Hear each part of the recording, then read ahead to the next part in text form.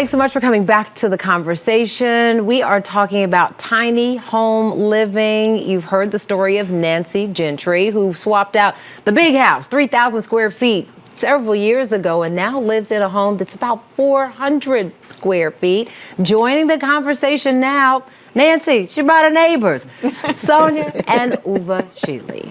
They are now adjusting to tiny home living after downsizing. They just moved from the big house in 2025 in the spring and now live in a tiny home quite comfortably, right? Yes, we do.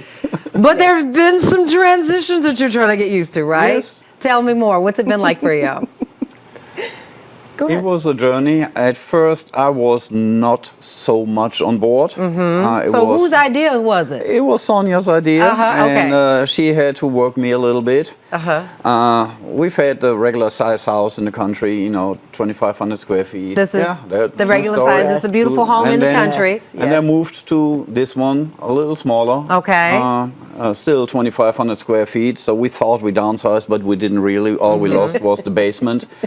And so we moved into a ranch, and we were in the ranch for a couple of years. And then ultimately, we realized we are empty nesters, and somebody kept on watching tiny home videos.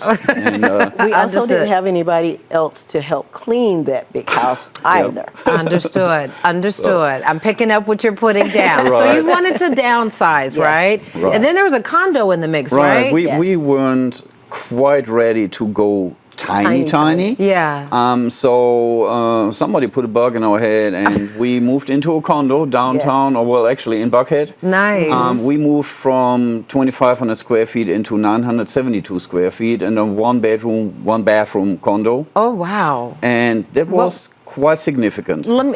How so? What was significant about it? Well, we had all this furniture that we still had from the big house. Of course, I had all the shoes, I had all the clothes. Yeah. So for me, it was coming to terms with being emotionally, connected. Emotionally attached to the thing. Yes, Right? yes. And Tell me what you did, because I remember how Nancy handled that. Did you give away a lot to family, churches? I did. I gave away a lot of things to family, friends. We also had sold things on Facebook Marketplace. Okay. Did it get easier as you gave away more, sold more? It really did. It became more and more easy. The more things we got and got rid of, it was great. Yeah. It's almost Yeah. like you get over a hurdle. Yes. And then, Yes.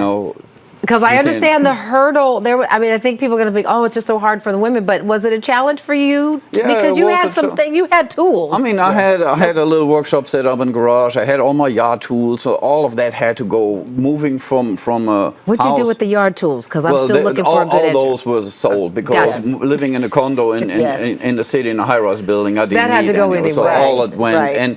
and most of my tools, not most of my tools, the core tools I kept. Yeah. Big toolbox. I got a bag with several drills and such. So I kept course. that because I keep on doing projects. Right. But we What also. I love about the two of you two, I mean, it's home, but it's also business space. Yes. Right? So how do you manage that?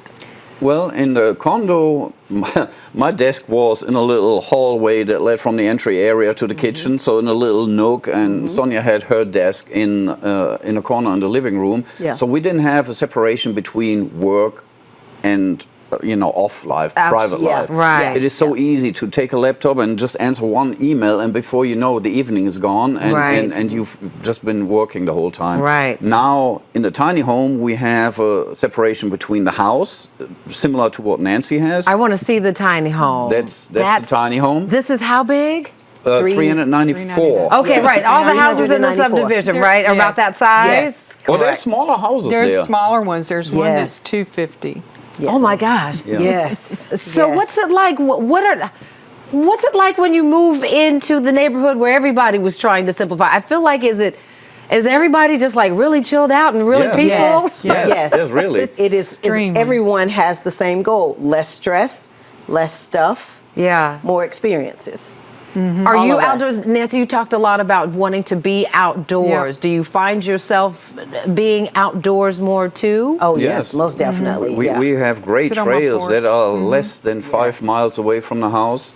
outside of our community is something that is very similar to the Beltline in Atlanta or the Path 400. Yes. Yeah. Yes. So we Yes. have a trail that connects us to Greenville. We can ride our bikes, we can skate, run, walk. Yeah. And we do that. Nancy, I want to hear, and I want to hear the answer from you as well. What's the biggest lesson you've learned about yourself?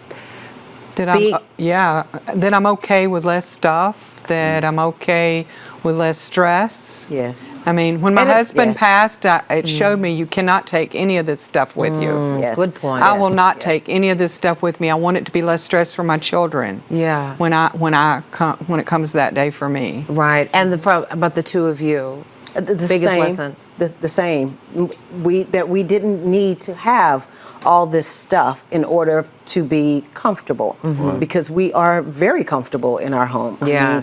I mean, although we have the kitchen and the bedroom, and I even have a little spot for my vanity, so I've got plenty of room to do everything. You've got what that you I need Yes. versus all the things that we thought Yes. we wanted, right? Correct. All right, listen, coming up, you're going to meet tiny home developer Booker Washington. Get this, a tech giant CEO encouraged him to think big but build small. Stay tuned to hear his story after the break.